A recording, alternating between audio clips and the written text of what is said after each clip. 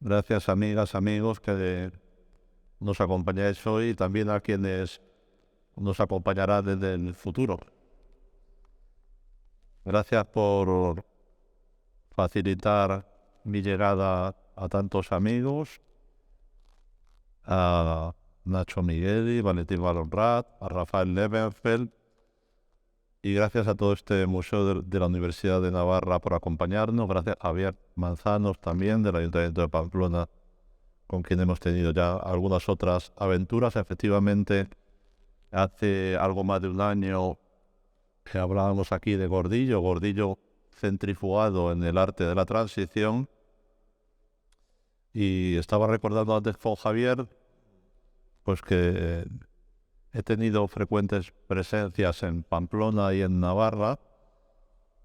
Estábamos recordando antes la exposición que comisarió Javier sobre Sao Paulo 1957 en el Museo Oteiza, en la sombra de Oteiza, en ese mismo museo.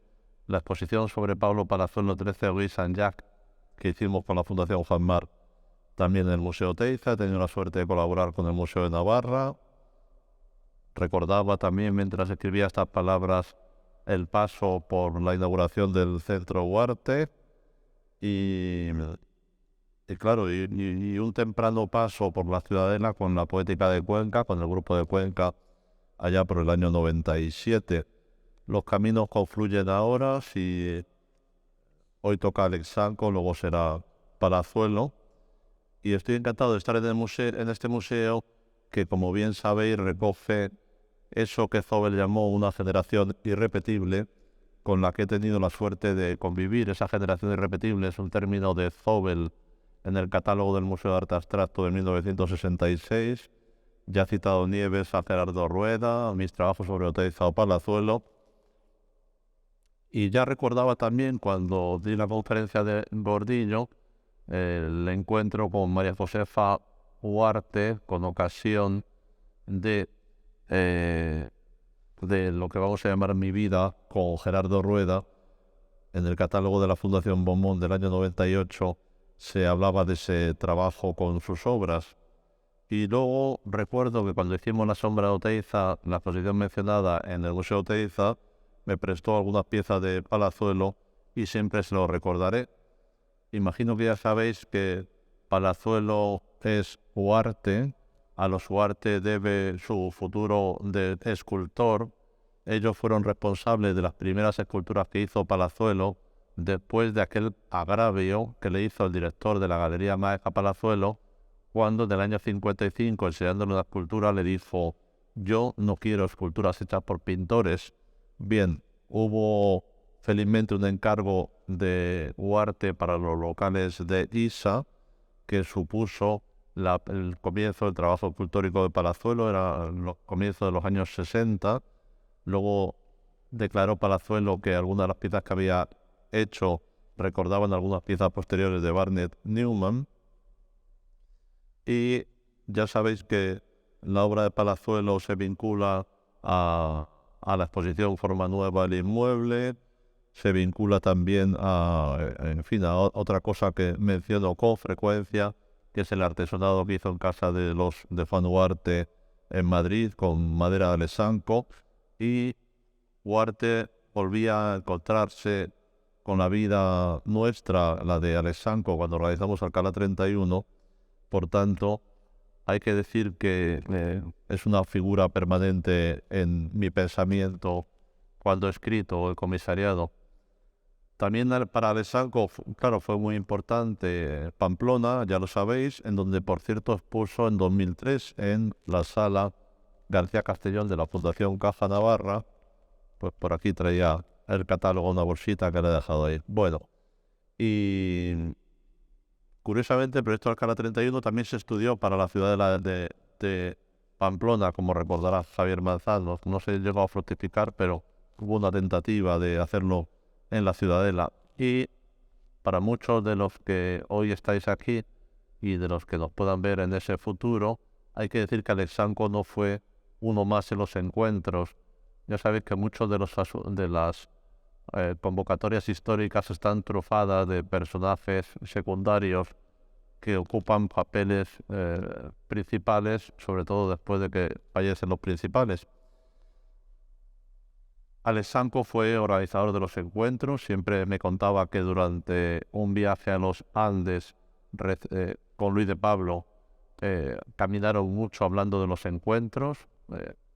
Cuando escribí el texto sobre Alexanco cité eso tan bonito de Robert Walser, de que en el paseo fructifican las ideas, y fue protagonista, diseñó los encuentros, diseñó los carteles, diseñó el catálogo, y de alguna manera ese aspecto, podemos decir, étnico que tienen los encuentros se lo debemos a Alexanco, y de alguna forma se relaciona con Percursum también, con ese paseo por Siria, que es uno de los nudos que hay dentro de Percursum. Por eso, en la exposición de Alcalá 31, una de las piezas centrales eran los carteles que diseñó una reproducción de los carteles que diseñó para los encuentros de Pamplona. Este John Cage, por cierto, es un fotograma de un documental sobre los encuentros, paseando por la Ciudadela y tumbándose a ver el cielo mientras se fuma un cigarro. Esto es una captura mía de un programa de televisión. Y aquel mismo día, quien pudiera protagonizar una de esas series como El Ministerio del Tiempo y volver a ese día 2 de julio, en el que a la presencia en el frontón Labrit de John Cage y David Tudor se encontraban en la noche Luis de Pablo y Alexanco en la Ciudadela para representar Soledad Interrumpida, una de las varias representaciones que hubo en el mundo, porque ya sabéis que Soledad Interrumpida viajó por todo el mundo.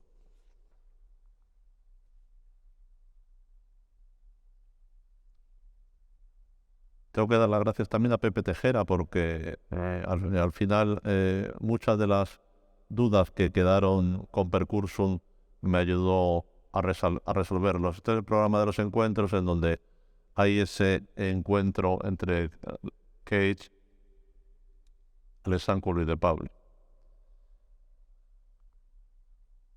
Bueno.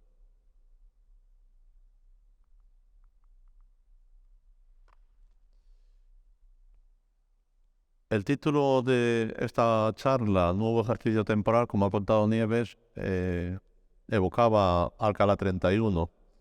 Esa exposición, ejercicio temporal, evoca claro la vida, el tiempo, ese percurso del tiempo, y al final la vida, la muerte son ejercicios temporales. Cuando hablaba con Tejera estos días sobre Percursum, me decía que en toda esa película, en especial en un tramo final, hay como elementos de vaticinio que sucederán en todo el proyecto de Alcalá 31, luego los iré contando. Siempre que comienzo a pensar en unas palabras como estas, trato de empezar por lo que sea esencial, en este caso sobre Percursum, y empecé pensando en decir que Percursum no existe. Esto es algo más que una broma, no existe, quiero decirlo, hablaba el otro día también con Nieves, no existe como una pieza autónoma, aislada, que pudiese emitirse sin más. Y también lo he comentado estos días, Percursum fue el trabajo más querido para Alexanco. Durante 2015 y 2020, cada vez que le visitaba en su estudio de la calle Nicaragua, era su verdadera obsesión, como si el tiempo se acabase pronto. Y de alguna manera para Tejera me contaba que creía que había ahí como un elemento como de vaticinio, y por eso precisamente la película, sabéis que el propio Tejera se la dedica en los créditos finales a Alexanco in memoriam. De alguna forma además estaba ya anunciada en 2003, cuando él hace la serie Siria, de la que luego hablaré. Ya hay anotaciones musicales que se acabarán integrando en esta película. Y cada vez que iba a la calle Nicaragua, a eso que llamo Búnker Nicaragua, la obsesión de José Luis era Percursum. Siempre estaba con un nuevo capítulo, siempre me lo enseñaba, y había momentos que casi le interesaba más que la pintura, si es que pudiese diferenciarse en su obra los géneros, que ya sabéis que se entrecruzan. Incluso había momentos en los que había un cierto apremio con algunas pinturas que tenían que estar presentes en Alcalá 31, y José Luis seguía con Percursum, y teníamos una cierta preocupación porque no los terminara. Aquel búnker era un lugar oscuro, un lugar opuesto al mundo. Era un búnker porque estaba con las presiones bajadas. De alguna manera podíamos decir que hubiera podido tener en un gran portón que tenía, que no había forma de abrir porque se encajaba ni de cerrar. Podría haber tenido ese lema de Blanchot, de Maurice Blanchot, que me gusta tanto, que es ¿cómo haremos para desaparecer? Por eso, precisamente, en el catálogo Alcalá 31, mis primeras palabras eran sobre ese lugar, donde le visité durante años. Ahí es donde se compuso Percursum.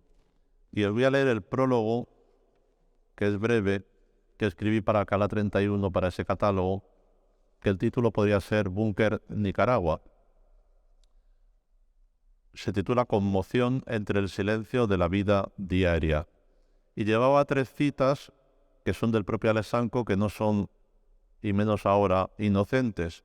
Una era del propio Alexanco, de una entrevista que hizo con Miguel Beirat.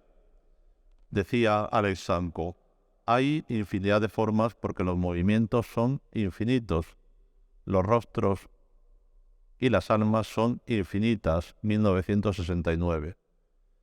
Y de la terminología que escribió para Nueva Generación, 2 términos: dinamismo, que él definía como energía activa y propulsora, y otro término que era movimiento, alteración, inquietud o conmoción.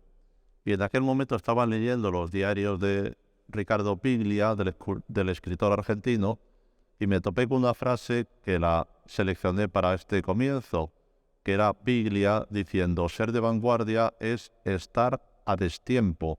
Por lo tanto, el artista es el que sostiene la ética con su propia vida.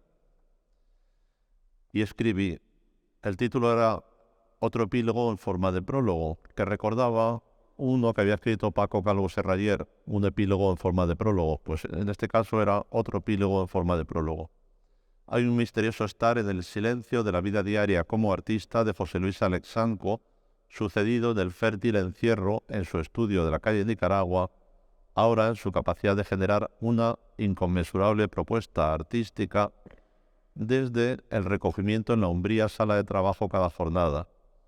Artista de una obra en extremo compleja, a través de su pensamiento se han elevado desde hace tiempo cuestiones que tientan el arte de ahora, también el que habría o habrá, escribí, de llegar claro. Otro nuevo epílogo en forma de prólogo. Pues es bien cierto que esta escritura tienta a abordar en su inicio la extrema complejidad del quehacer de Alexanco, enfrentados a la aporía de escribir de alguien cuyo emblema ha sido la dificultad de ser clasificado en la taxonomía artística al uso, quien pudo hacer compatible la soledad de la creación con aquel costado que llamo activista, me refería a su papel en los encuentros de Pamplona, sus realizaciones fílmicas, o la creación de la complejidad mostrada en soledad interrumpida o bien en presencias muy públicas, como su dedicación a la edición príncipe de la Constitución Española en el año 78, devenida pretexto para nuevos vuelos sígnicos, sin dejar de portar un aspecto de rara avis que, en mi opinión, quedó acentuado en su trabajo en el Centro de Cálculo de Madrid, donde, rodeado de extraordinarios y rigurosos geómetras, en muchos casos elogiadores del canon de la línea recta, tentó la anómala generación de lo que podríamos llamar formas curvulentas y escultura de metaquilato con un aire blando generada por ordenador, también un paso más, la interacción del espectador con el programa creado. Voy a aprovechar para hacer un inciso, y siempre que le veía a Alexanco con las figuras que había hecho en el centro de cálculo en los años 70, le decía, y sigo corroborando, que fue el inventor de la impresora 3D, que se inventó, por cierto, 10 años después, con un sistema que en su origen había sido muy similar al que utiliza Alexanco en el centro de cálculo, donde por cierto aprendí a programar y que consistía en la generación de unas curvas de nivel sobre los objetos a diseñar, que una vez cortadas y transferidas al metaquilato componían un objeto tridimensional. Concluye el prólogo. En cada nueva visita al Etsanco, en aquella cápsula alejada del espacio y del tiempo, su estudio, pensaba en una reflexión de Wyndham Lewis, que repito mucho, por cierto: los grandes artistas llegan a nosotros desde el futuro, en dirección opuesta al pasado. Como en aquella metaletargia inquietante de John Dune, pienso a veces que el trabajo de Alex Sanco, a quien llamé artista, activista, archivista, es como aquel sueño retornante que será después, como aquellas teorías de John Dune en Un experimento del tiempo, del año 27, un libro que descubrí gracias a Nabokov. En aquel y en este presente llega la visión de lo que podría suceder después. Y concluía con algo que leo en La Voz de Ahora.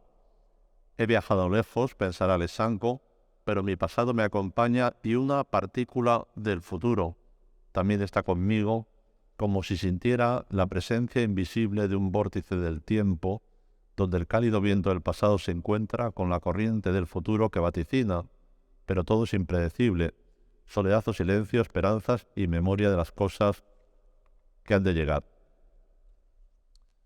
Por tanto, el título de estas palabras podría haber sido también Percursum, la no existencia de una pieza capital. Explicaré un poco ese oxímoron. Ya he dicho que carecería de autonomía para verla a solas, simboliza su carrera, pero como mejor puede entenderse, pienso, cuando alcanza su pleno sentido, aunque luego explicaré que como quería Alex Sanco mostrarla, es como se ha visto aquí en el Museo de la Universidad de Navarra.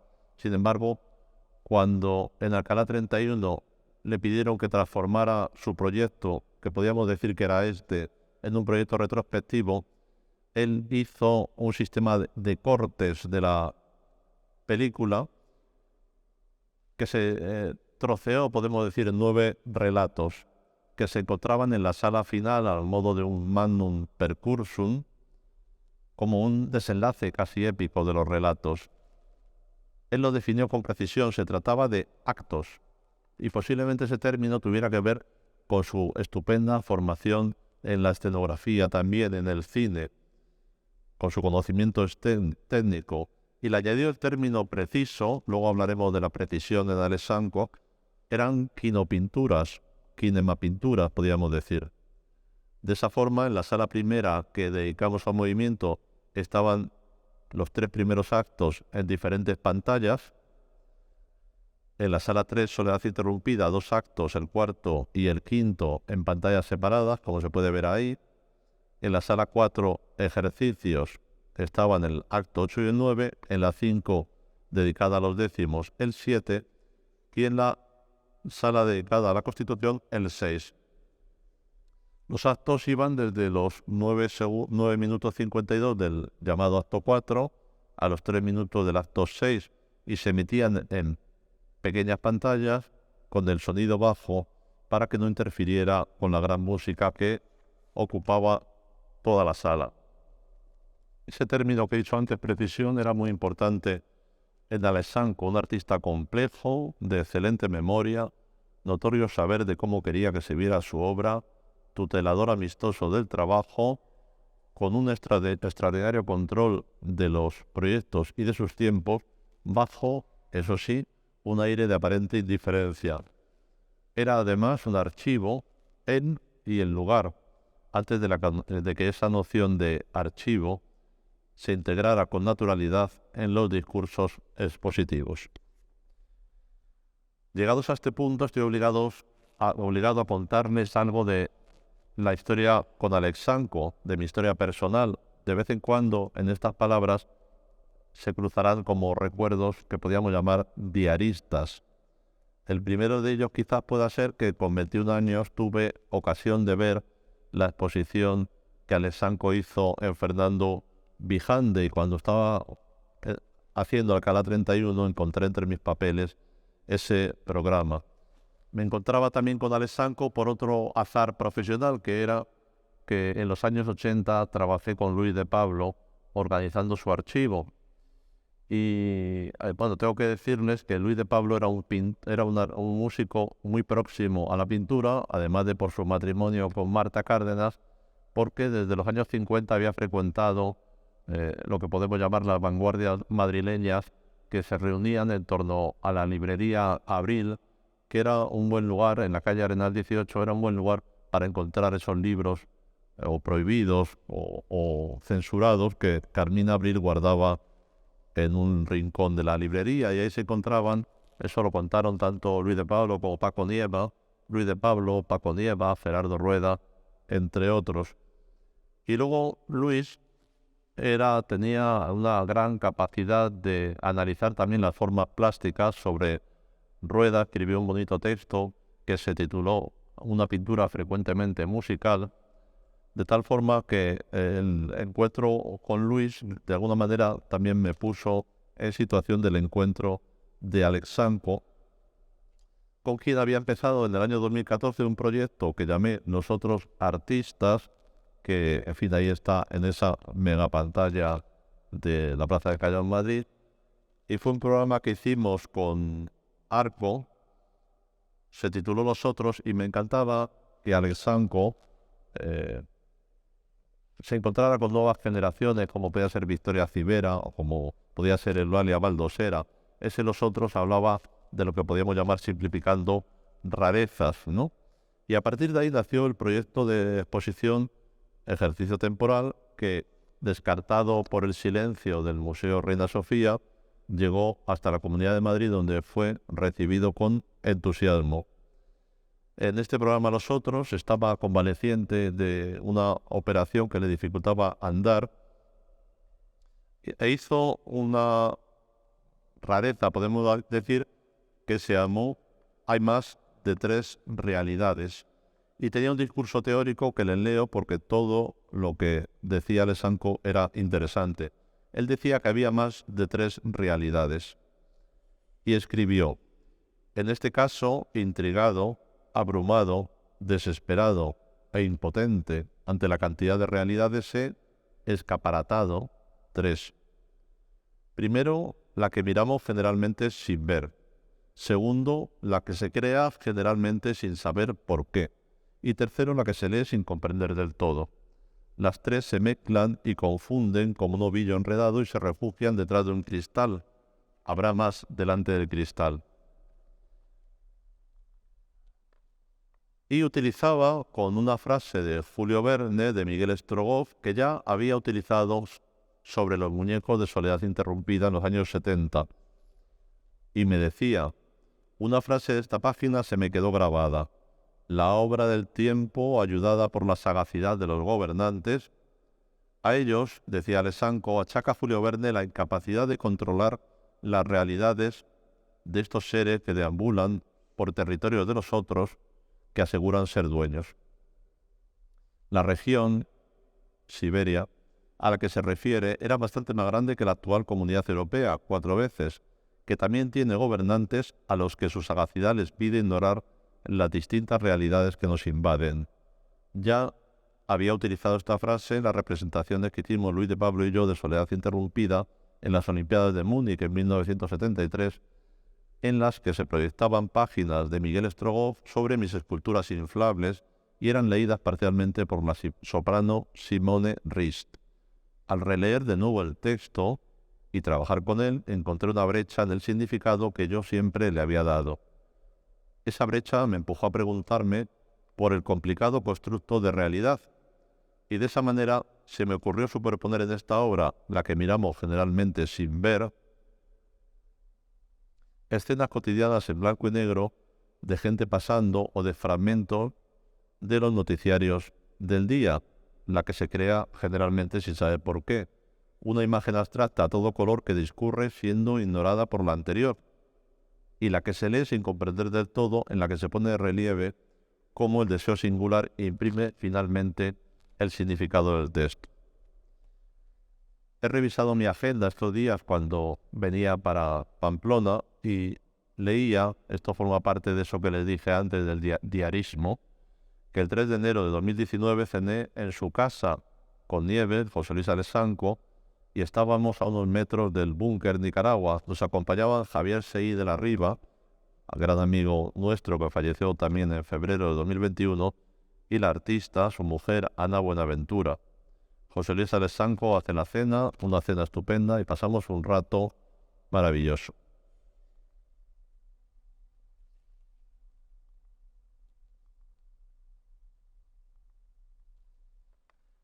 El 3 de julio de 2019 volvimos a coincidir en el Museo Francisco Sobrino porque le invité a un seminario que titulé Geometría y No, donde impartió una hermosa conferencia sobre el centro de cálculo.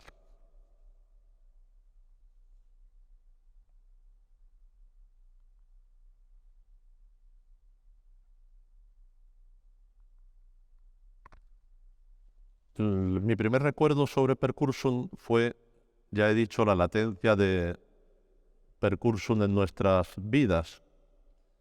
A Nieves, cuando me invitó a dar esta conferencia, le conté mi última conversación con Alessanco, que fue el día antes de fallecer, la ilusión que tenía precisamente con esta exposición, de la que habíamos hablado en algunas ocasiones, pero deseaba que nos encontráramos para, en fin, pues para revisar algunos detalles, y concluía esa conversación en el momento en que él me dice, quiero que vengas y que lo revisemos y todo eso, y yo le digo, en fin, Alessanco, no hace falta, así, seguro que quedará muy bien y tal. Y él me contestó, quiero que vengas porque eres el tío que más sabe de mi obra. Ese tío era muy de Alessanco y es como una medalla que llevo en mi historia personal íntima. Ya he dicho antes que creo que con la exposición de Percursum y la forma del encuentro con los décimos se realiza el verdadero proyecto de Alessanco. Este plano que tengo aquí es el definitivo que él me dio y que muestra hasta qué punto este es lo que podemos llamar el segundo proyecto de Alcalá 31, una vez que se rehusó el proyecto solamente con Percursum, que ahora lo enseñaré. Pero simplemente os muestro esto para que veáis hasta qué punto, aunque teníamos un diseñador de la sala, él me entregó este plano que durante el montaje colgué en una columna porque me encantaba, porque era, al final, la idea final se parecía mucho a esta, y Alessanco no solamente había programado dónde irían las piezas, sino que, como veis, me pintaba por dónde tenían que andar los espectadores para hacer el adecuado recorrido, es decir, la línea continua marca el sentido ideal de la visita. Para subir a la planta inferior, los puntos definen el paso por la sala superior y por dónde se tienen que marchar, por dónde sería ideal que se marcharan, ¿no? En fin. Pero, efectivamente, este es el primer proyecto que muestra lo que podemos llamar lo parecido que era su idea primera de darle ese protagonismo a Percursum. Por eso pienso ahora que estaba tan ilusionado con esta exposición en Pamplona, como lo han contado Rafael Levenfeld y Valentín Van Honrat en el bonito texto que han escrito. Me divertí mucho leyéndolo cuando hablabais de cómo le costó entrar en el juego hasta que terminaba Alcalá 31. Era un poco poner orden, que era una cosa muy de Alessanco. Me gustó mucho leer eso. De Alcalá 31, cuando Alessanco presenta este proyecto, Antonio Sánchez Luengo, que dirigía entonces la sala, le pide juiciosamente que haga una exposición retrospectiva al uso, porque evidentemente era un artista que había empezado a crear en 1964 y su obra era poco conocida. Y realmente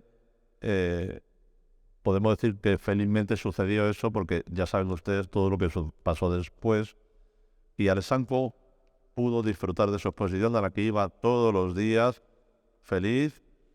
Siempre tengo que recordar que salíamos del confinamiento, estuvimos trabajando en el confinamiento con la exposición de Alcalá 31, y que aún aquel momento de la exposición era un momento muy difícil, en el que habíamos trabajado sin saber. Luego, como anécdota, Antonio Sánchez Luengo terminó su trabajo de Alcalá 31 por estos azares un poco de la vida, en fin, de las estructuras organizativas. le cesaron y Alexanko estaba preocupado por si el cese podría tener algo que ver con su con su con la rareza de su exposición. Bueno, de alguna forma, esta exposición fue un descubrimiento para las nuevas generaciones. Bueno, esta era la planta superior de Alcalá 31 en el primer formato que lo hacía el propio Alexanko. Como veis, esto no es obra ni de un diseñador ni de un... bueno, esto es Alexanko con los muñecos durante la exposición. Realmente, para poder comprender el percurso, no hay que saber que aquella exposición al final se acabó convirtiendo en un auténtico site específico. Primero porque él se ocupaba de todos esos factores que ordenaban la exposición, pero también de la publicación que hizo un tipógrafo llamado Alfonso Meléndez, del diseño con Lluís Pera, que fue quien se organizó de la parte técnica, y también de la edición y montaje de vídeos, que hubo una parte muy importante que ahora os contaré. Ejercicio temporal, aquella exposición reunía 260 piezas de más de 56 años de periplo creativo, que se estructuraban en 7 capítulos que eran cronológicos y al que habíamos añadido un subtítulo, podemos decir que poético, ¿no? El primero estaba dedicado a movimientos, el segundo al centro de cálculo, el tercero a soledad interrumpida y sonora, era el poético. El cuarto a ejercicios, a la búsqueda de nuevos signos. El dedicado a décimos lo subtitulamos otra vez el tiempo. El dedicado a la Constitución, alfabeto Alexanko, el imperio de los signos. Y el último, que se llamaba Lecturas al azar, lo titulamos Destruir, construir. Lo esencial para comprender Percursion es que toda la obra de Alexanko habla de la imagen del movimiento, que habla de la imagen del movimiento. Venía leyendo a Jean-Luc Nancy en el tren y me encontré esta frase que había escrito sobre Kiarostami, el cineasta iraní. El movimiento es la apertura de lo inmóvil, y me lo he anotado aquí. Fue uno de los primeros artistas en utilizarlo. No se nos olvide, por poner un ejemplo, la obra de Muntadas empieza como 10 años después. Pensemos que las primeras realizaciones fílmicas de Alexanko son del año 64, en donde el arte español estaba en un momento de abotargamiento tras el informalismo. Era un interés tautológico el que tenía Alexanko, imagen en movimiento, que hablaba de la imagen en movimiento. Por eso trabajar con Alexanko, cuando empecé a trabajar a fondo con él en Alcalá 31, era un verdadero reto, porque Alexanko era todo derivas artísticas, literarias, musicales, cinéfilas, sociales, matemáticas y de vida, viajes, gastronomía. Y no olvidemos también que era un excelente grabador, que había obtenido premios internacionales desde los años 60 también, y que tuvo un taller de grabado con Fajardo que se llamó Eje 3. Y decidí llamarle, con su permiso, artista, activista, archivista. Cuando le preguntaba, parecía que no le parecía mal. Dicho lo anterior, siempre pensamos que por tanto esa exposición debía comenzar con esas películas que se llamaban Caer, Correr, Girar. Luego al final puedo poner alguna que dura 2 minutos. Filmaciones que él hace en 1964 con una cámara Super 8 de Kodak, en la que mediante una figura articulada que él mismo compone, como esas figuras que se usan en las academias, esos maniquíes de Academia de Artistas, fue filmando movimientos que luego unidos generaban la impresión de movimiento, de lento movimiento, de movimientos descompuestos. Era sorprendente, como también lo era, su relación con los muñecos que se hinchaban y deshinchaban de Soledad Interrumpida 10 años más tarde, y que a su vez se relacionaban con sus pinturas o su grabado de hombres corriendo, hombres girando. Esta exposición empieza con esa pieza que se llama Soldado, que no es ni más ni menos que la espalda de Darío Villalba durante las milicias universitarias.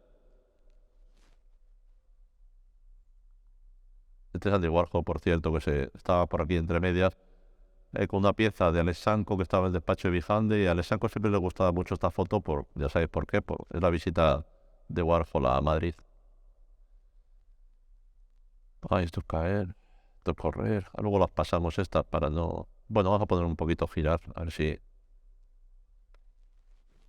Estas duran 2 minutos así.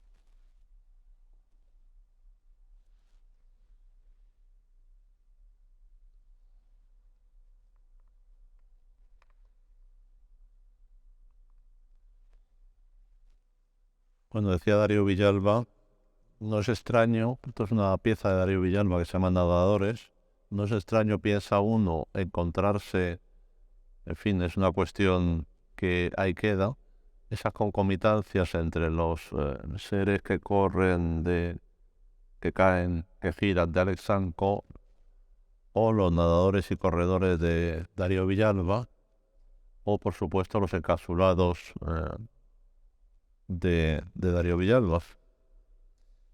Juan Antonio Aguirre publicó este libro, esto es una reedición este libro que se llamó Arte Último, que siempre digo que es un panfleto 68ista, imprescindible. Es un libro muy hermoso que autoeditó Aguirre y que era inencontrable, por eso en 2004 la Diputación de Cuenca lo reeditó. Y Aguirre era, además de gran pintor, excelente crítico, debió de quedar influido por la obra de Alexanco, como se ve en la cubierta, y quizás fue de los primeros, 1969 ya digo, que dijo: me interesaron enormemente las películas. Y hablaba de la perplejidad de ese encuentro con estas películas, de las que acabamos de ver ahora un buen fragmento. Decía Aguirre que parecían ser inconclusas y viajeras ad infinitum. Casi podemos decir que menciona percursum. Obras abiertas al mismo pintor que selecciona las imágenes más convincentes, algo así como una disciplina, un fundamental dinamismo visual e inspiración procurada desde dentro. Parecían prorrogables hasta el infinito, decía Aguirre, y acertaba, claro, en esa inconclusión que nuevamente mencionaba el futuro, pues casi podríamos sentenciar en hoy que suponen el germen generativo de percursum. La relación de Alexanco con el cine era intrínseca. En Alcalá 31 teníamos 20 filmaciones. Esas 20 filmaciones, 9 ya se han contado, eran los actos de percursum. 3 eran caer, correr y girar. Una era el programa demo que hizo para el centro de cálculo, porque, en fin, para quien no lo supiera, Alexanco fue el único artista del centro de cálculo que aprendió a programar. Es decir, la mayoría de los artistas, una de las razones que siempre se comentan del fracaso del encuentro entre la incipiente tecnología informática y los artistas era que dependían de un técnico que tenían que interpretar sus ideas. Pero Alexanco no fue así. Alexanco aprendió a programar y fue capaz de hacer esas piezas, la mayoría de las cuales estuvieron en Alcalá 31, esas piezas tridimensionales, ya digo, desde la propia programación. Teníamos además 5 formas de ver Soledad Interrumpida. Ya sabéis que Soledad Interrumpida fue lo que podemos llamar una acción que se representó primero en Buenos Aires, luego en el Palacio de Cristal del Retiro, de la que han quedado pocos testimonios, pero había una filmación que se hizo en Nueva York, en The Kitchen, que era una sala como muy puntera, que se hizo con ocasión de la exposición que hizo Margit Rowell en el Guggenheim New Images from Spain.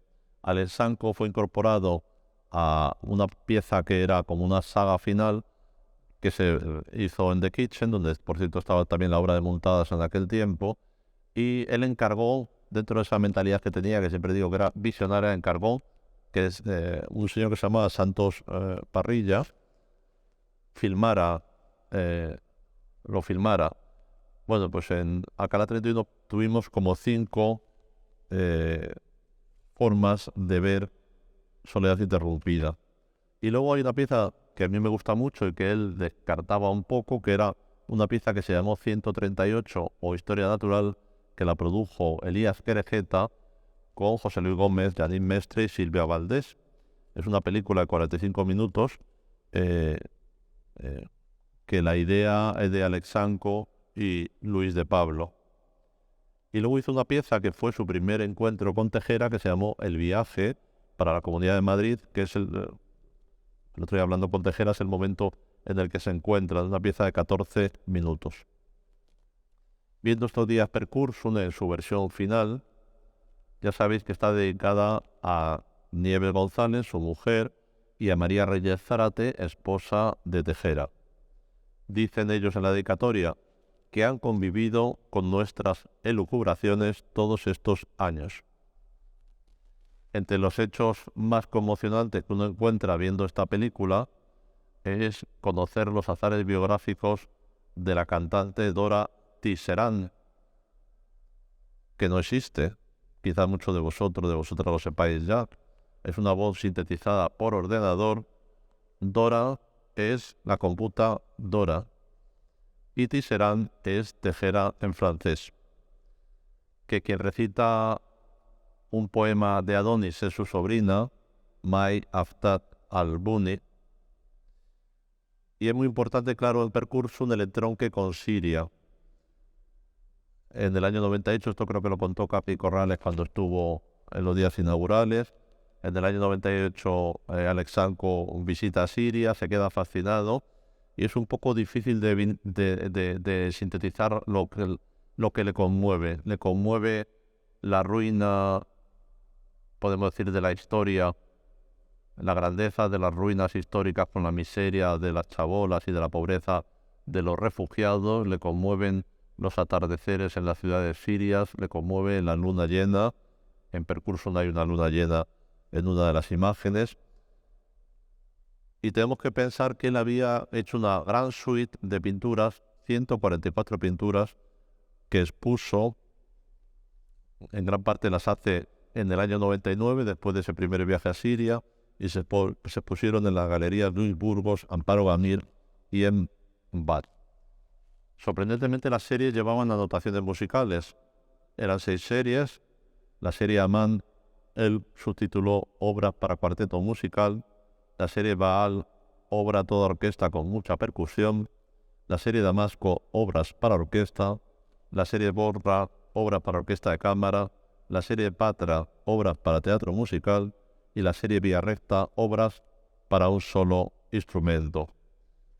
Las sirias son 4 partes, las que están integradas en Percurso, que hablan de eso, de un bello país, que con Tejera, hablando el otro día, me certificaba que era un homenaje al pueblo sirio, a su vida, a su quehacer, a las calles de Damasco, a la gente moviéndose. Pero también a los refugiados, por eso hay momentos en la película que aparecen como alambradas, y en cómo, decía Alexanko, todo puede deshacerse con la guerra, igual que se hace o se deshace un cuadro. Por eso también incorporan música de un clarinetista turco. Tejera me contaba que lo que antes era una tragedia, que se narraba un poco en Percurso, ahora es un requiem, y siempre contaba también que uno de los momentos en los que piensan en hacer una pieza musical es un momento en el que visitan un antiguo estudio de Alexanko en Vallecas, en donde están todos los muñecos de Soledad Interrumpida. Ya sabéis que eran unos muñecos de caucho que se inflaban y desinflaban por la acción de aire comprimido, y estaban todos arrumbados, y eso les conmovió verlos así. Es una obra Percurso, una autoexplicativa, es una fantasía sobre su obra, y decía Alexanko también que era una obra sobre las cosas que no se concluyen, con lo cual llegamos casi a una tautología casi visionaria sobre la propia obra. Sobre las cosas que no se han contado de Percurso, o quizás alguien las haya contado, estaba el deseo de ambos, de Tejera y de Alexanko, de hacer un epílogo bailable. Es decir, que, por simplificarlo, que los bailarines, las bailarinas pudieran danzar al ritmo de esos signos que se hacen y se deshacen. También, en muchos momentos con Alexanko hablamos de esa posibilidad, que hablamos el otro día también con Nieves, de que la música estuviera en un gran auditorio. Y hablando con Tejera, ese final en el que un violín, que en la voz del compositor representaría a la madre, y el violonchelo a una hija, en que dialogan hasta su muerte. Dora Tisserand canta en el minuto 13:29 un poema de difícil escucha, es un poema de Sully Prudhomme que les traduzco. Aquí abajo se titula Aquí abajo, de su serie, de su libro Stances et Poemes. Aquí abajo mueren todas las lilas, todas las canciones de los pájaros son cortas, sueño con los veranos que quedan para siempre. Aquí abajo los labios se tocan sin dejar nada en su terciopelo, sueño con los besos que se quedan para siempre. Aquí abajo todos los hombres lloran por sus amistades o sus amores, sueño con parejas que viven para siempre. Y Mai Haftar al-Bunni, la sobrina del poeta Adonis, en el minuto 43 con 23 segundos, lee unos versos de un libro que se titula así el libro, Al-Kitab, de Adonis. De la parte de Damasco, dice el poema, y de Bagdad, soplan vientos sin polen ni semilla. El fruto, áspero como la arena, ante el árbol del tiempo cae de rodillas. Sangre del paisaje son los vientos.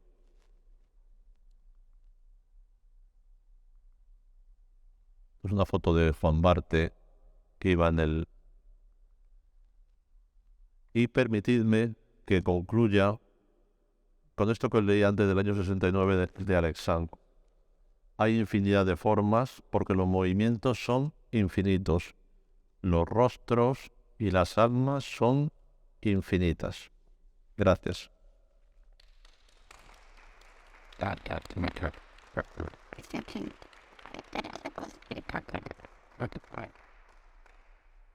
Bueno, no sé si alguien quiere hacer alguna pregunta.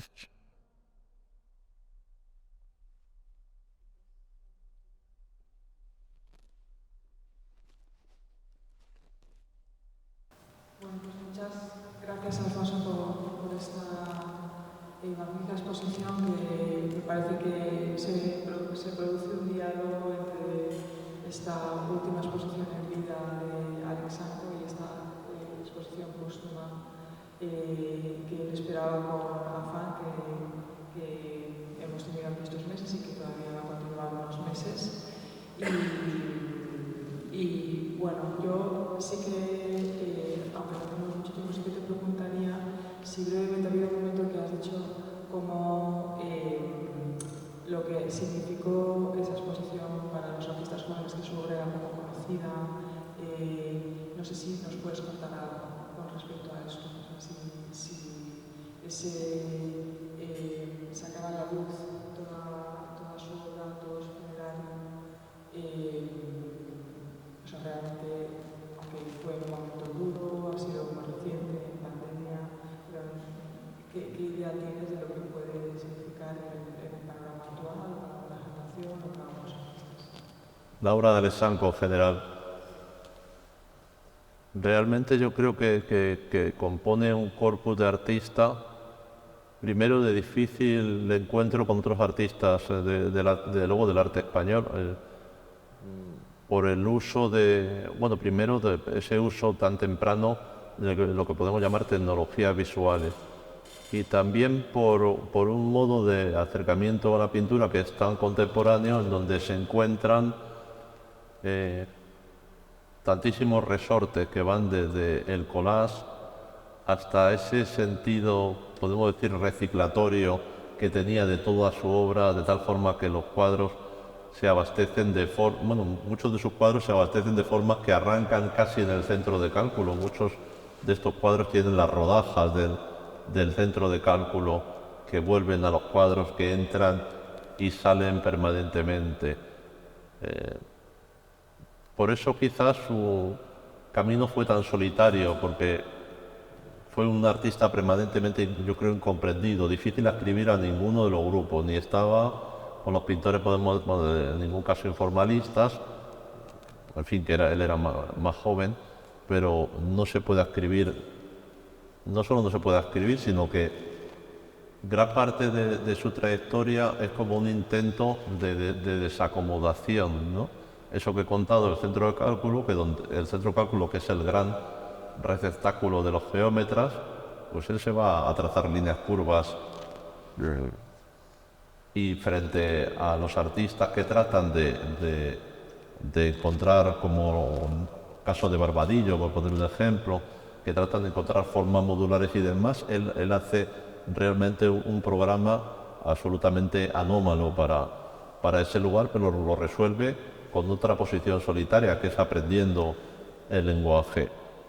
Y realmente es un artista inagotable, ¿no? Yo siempre que, aquí han salido muchas de esas derivas, pero realmente considero que es un artista, en fin, que uno comprende que las nuevas generaciones puedan mirarse en él